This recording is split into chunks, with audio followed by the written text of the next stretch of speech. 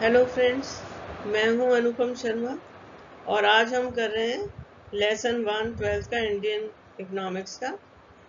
India at the eve of independence, आज़ादी की पूर्व संध्या पर भारतीय अर्थव्यवस्था, इसका हम पार्ट 1 कर रहे हैं। तो भारत कब आज़ाद हुआ था? 1947 में। और उससे पहले भारत पर किसका राज था? अंग्रेज़ों का। तो अंग्रेज़ों ने लगभग 200 साल तक भारत पर राज किया। पहले तो वो व्यापार करने के लिए आए थे। भारत को सोने की चिड़िया कहा जाता था, बहुत अमीर देश था, हमारे उद्योग बड़े उन्नत थे, हमारा फॉरेन ट्रेड बहुत अच्छा था, हमारी एग्रीकल्चर उन्नत था, हर तरीके से भारत बहुत संपन्न देश था, बहुत अमीर देश था, इसलिए इसको सोने की चिड़िया भी कहते थे। और इसीलिए अंग्रेज़ों ने भारत से व्यापार करने की सोची। दूसरा कारण ये भी था कि यूरोप में औद्योगिक क्रांति आ गई थी, इंडस्ट्रियल रिवॉल्यूशन आ गया था। तो उनकी टेक्सटाइल की मशीनें थी, उनको रॉ मटेरियल चाहिए था जो उनके पास नहीं था, और दूसरा उनको अपना माल बेचने के लिए बाजार चाहिए थे। ऐसे में एशिया और अफ्रीका अच्छे देश थे जहाँ से उनका व्यापार हो सकता था। तो इसलिए उन्होंने भारत पर पहले व्यापार के लिए आए, लेकिन धीरे धीरे 1757 में जब उन्होंने कलकत्ता के नवाब को हराया, प्लासी का युद्ध हुआ और नवाब हार गए, उसके बाद उन्होंने उसको अपने कंट्रोल में ले लिया और फिर धीरे धीरे धीरे पूरे भारत पर उनका साम्राज्य हो गया। तो हम मानते हैं कि 1757 से 1947 तक अंग्रेजों ने भारत पर राज किया। भारत जो था वो ब्रिटिश कॉलोनी कहलाता था। वो किस लिए कहलाता था कि क्योंकि जिन भी देशों पर अंग्रेजों ने राज किया वो ब्रिटिश कॉलोनीज कहलाती थी। उन्होंने हमारे देश को बहुत बुरी तरह से लूटा और एक्सप्लॉइट किया। उसमें था कृषि, इंडस्ट्री या उद्योग, और ट्रेड या व्यापार। पहले हम ले रहे हैं एग्रीकल्चर।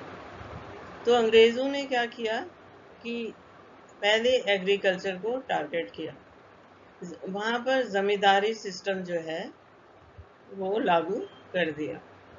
जमींदार जो थे, नाम से ही पता चलता है, जमींदार थे, उनको जमीन का मालिकाना हक दे दिया और उसके बदले में उनको फिक्स्ड रेंट या लगान जो है वो अंग्रेजों को देना होता था, चाहे कैसे भी हो, उनको ये फिक्स अमाउंट देनी ही थी। दूसरा, जमींदार ने क्या किया, वो फार्मर से कुछ भी रेवेन्यू ले सकते थे, लगान के रूप में कुछ भी ले सकते थे, उस पर अंग्रेजों ने कोई इंटरफेरेंस नहीं की। तो जमींदार लोग बहुत ज़्यादा, उन्होंने जमींदारों का जो किसान थे उनका शोषण किया, एक्सप्लॉइट किया और उनसे मैक्सिमम जो है लगान के रूप में वसूल किया। सिर्फ फार्मर्स जो थे उनको बहुत सर्वाइवल के लिए जितने वेजेस चाहिए, या वो या फिर जो उनको गेहूं या चावल जो भी उगाया गया है जीवन के लिए जो ज़रूरी है उतना देते थे। तो इसलिए किसानों का भी कोई इंटरेस्ट नहीं था खेती को इम्प्रूव करने में, क्योंकि उनके उनके पास तो खुद ही खाने को कुछ नहीं था। और जो फार्मर थे वो भूमिहीन थे, लैंडलेस थे, और उनके ऊपर लगातार कर्ज चढ़ते जाते थे और कर्ज ना चुकाने पर फिर से उनकी ज़मीनें अगर हो तो छीन ली जाती थी।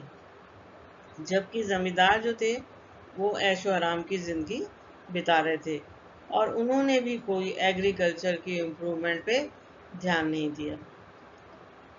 और जो किसान थे उनको पहले वो गेहूं चावल वगैरह उगाते थे, लेकिन अब उनको नील की खेती, इंडिगो की खेती करने पर मजबूर किया गया, क्योंकि जो अंग्रेज थे उनको टेक्सटाइल इंडस्ट्री में इसकी ज़रूरत थी।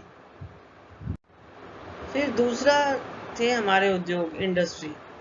हमारे उद्योग जो थे भारत में, वो पूरी दुनिया में मशहूर थे, बहुत अच्छी क्वालिटी थी उनकी, और हमारा जो था उसी से व्यापार भी होता था।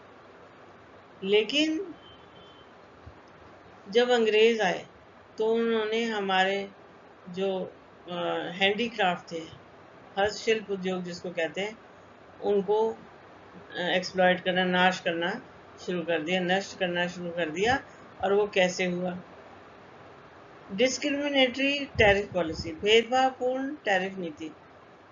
क्या है कि जो भारत के प्रोडक्ट थे, उनकी अगर वो एक्सपोर्ट करना चाहें तो उस पर हैवी टैक्सेस लगाते थे, और अपने जो वस्तुएं उन्होंने वहाँ से लानी है वो टैक्स फ्री हैं। मशीन मेड गुड्स हैं, वो जो है वो टैक्स फ्री है, उन पर कोई टैक्स नहीं होता था। ऐसे अगर भारत से कोई कच्चा माल ले जाना है, कोई टैक्स नहीं है, लेकिन इनकी जो है हैवी टैक्सेस लगते थे, तो जिससे कि ये इतने हैवी टैक्सेस दे नहीं सकते थे। दूसरा, जो मशीन मेड गुड्स आ जाते थे वो सस्ते होते थे, टिकाऊ होते थे, खूबसूरत होते थे। तो सस्ते होने के कारण ये जो उद्योग थे, ये इनका मुकाबला नहीं कर सकते थे, इसलिए धीरे धीरे इनका पतन हो गया। ये लोग बिल्कुल डिके हो गया, बिल्कुल। डिसअपीयरेंस ऑफ प्रिंसली कोर्ट्स, रियासतों का धीरे धीरे हमारे जो राजा थे वो हारते जा रहे थे अंग्रेज़ों से, रियासतें ख़त्म होती जा रही थी, और ये रियासत जो थी ये उद्योगों को बहुत ज़्यादा संरक्षण देती थी, प्रोटेक्शन देती थी, और जिससे कि हमारे उद्योग पनप रहे थे। लेकिन अंग्रेज़ों के आने से रियासतें गायब हो गई, और इसकी वजह से जो हमारे हस्तशिल्प थे, या जिसे आप कहते हैं हैंडीक्राफ्ट से, वो समाप्त होने शुरू हो गए। मशीन मेड गुड्स से प्रतिस्पर्धा या कंपटीशन, जैसे अभी मैंने पहले ही बताया कि क्योंकि मशीन मेड गुड्स जो होते थे वो बहुत सस्ते होते थे। आप देखो, पहले भारत में कहते हैं कि सिल्क की साड़ी अंगूठी से निकल जाती थी, मलमल बहुत फाइन होता था, और वो लोग सिल्क की साड़ियाँ बनाते थे, मलमल से कपड़े बनाते थे, अब विदेशों में भी जाते थे, लेकिन महंगे होते थे। और मशीन से बने हुए जो ये कपड़े थे या वस्तुएं थी, ये बहुत सस्ती थी, कंपैरेटिवली बहुत सस्ती थी। तो इसलिए सस्ती होने के कारण ये इनका मुकाबला नहीं कर पाए, इसलिए ये ख़त्म हो गए। न्यू पैटर्न ऑफ डिमांड, अब मांग का पैटर्न भी बदल गया। अब लोग जो हैं ज़्यादा विदेशी कपड़ों को ही पसंद करने लगे, क्योंकि सस्ते थे, टिकाऊ थे, तो वहीं पर उनकी मांग फिर बढ़ गई। और introduction of railways in India, railway में आने से इनका सामान पूरे भारत में फैलने लगा, बिकने लगा, इससे भी हमारे उद्योग जो है वो ख़त्म हो गए। और अब हमारे slow growth of modern industry, हमारे जो उद्योग हैं वो नहीं बढ़ पाए, कारण अंग्रेज़ों की नीतियाँ ही था, जैसे मैंने कहा। अब पीछे बहुत सारे उदाहरण दिए। जो capital goods industries non existent, capital goods industries जो थी वो एग्जिस्ट नहीं कर रही थी, मतलब उस पर, उद्योगों के विकास पर किसी का भी ध्यान नहीं था, अंग्रेज़ों का तो बिल्कुल नहीं था।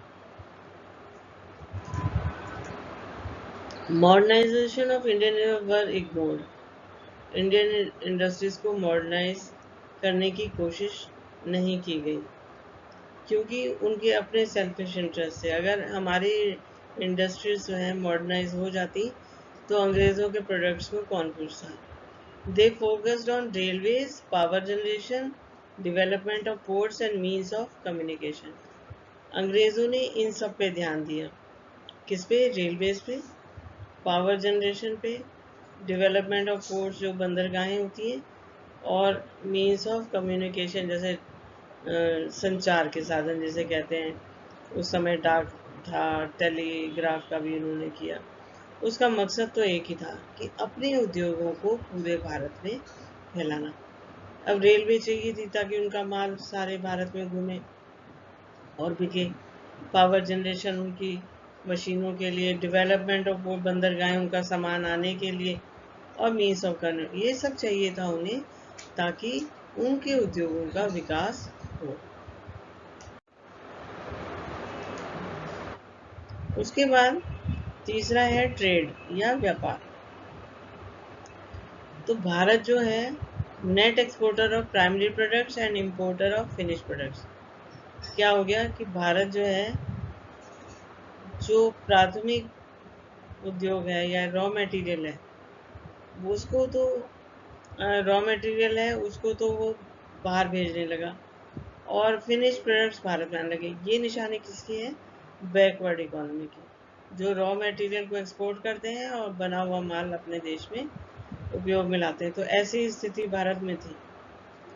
Control of Indian foreign trade by Britishers. Britishers ने, क्योंकि वो भारत पर राज कर रहे थे, उन्होंने सारे जो है ट्रेड पर अपना कंट्रोल कर लिया। भारत के जो एक्सपोर्ट से उन पे हैवी टैक्सेस लगाए, और अपने जो उद्योग थे या उनका माल अगर बाहर से आना है तो वो टैक्स फ्री था। Surplus trade only for benefit of Britishers. जो भी व्यापार में लाभ हुआ वो अंग्रेज़ों को ही हुआ, और उससे वो क्या करते थे?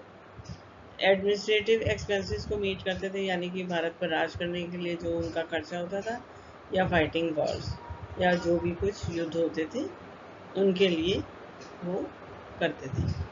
तो हमने देखा कि किस तरह से अंग्रेज़ों ने, चाहे हमारी कृषि थी, चाहे हमारे उद्योग थे, चाहे हमारे ट्रेड थे, सबको बुरी तरह एक्सप्लॉइट किया, समाप्त कर दिया, हमें बिल्कुल बैकवर्ड इकोनॉमी की तरफ ले गए। और भारत की जनता निहायत, जब भारत स्वतंत्र हुआ तो भारत की जनता निहायत गरीबी और बेरोजगारी से जूझ रही थी। तो इस तरह से अंग्रेज़ों ने यहाँ पर लूट और प्लंडर में सारा अपना समय लगाया, और भारतीय उद्योगों का, कृषि का और ट्रेड का समाप्त कर दिया। Thank you. अगर बच्चों आपको मेरा ये वीडियो पसंद आया हो तो लाइक और शेयर करें, सब्सक्राइब करें, बेल आइकन का बटन ज़रूर दबाएं। Thank you once again.